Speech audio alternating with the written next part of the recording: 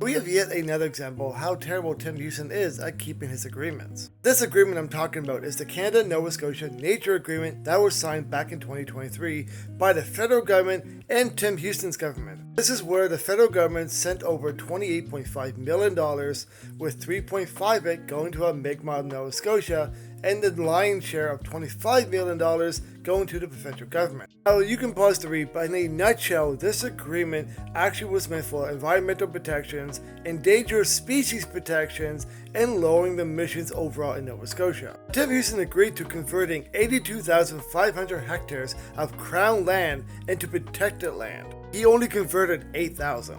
Now, one could say he's been doing the exact opposite of protecting Nova Scotia land. A prime example of that is the Coastal Protections Act, where Tim Houston and his party back in 2019 agreed with our prior government to enact the first of its kind Coastal Protections Act. But then in February 2024, Tim Houston's government decided to shelve that entire act and replace it with something else that was a complete failure. But one could say that the very first commitment of biodiversity conservation was thrown out the window. The second part of this agreement was supporting Mi'kmaq leadership in conservation of care of nature, basically helping to protect their land. Yeah, I'm pretty sure he didn't get that memo, since he quickly passed a bill limiting their ability to protest on their very land against logging, or during his provincial budget cuts where he cut grant money for the Mi'kmaq programs. How he struggles to even invite them to the consultation progress when it comes to nature resource projects, like he's federally obligated to do. Now here's the thing, he did fulfill parts of this agreement.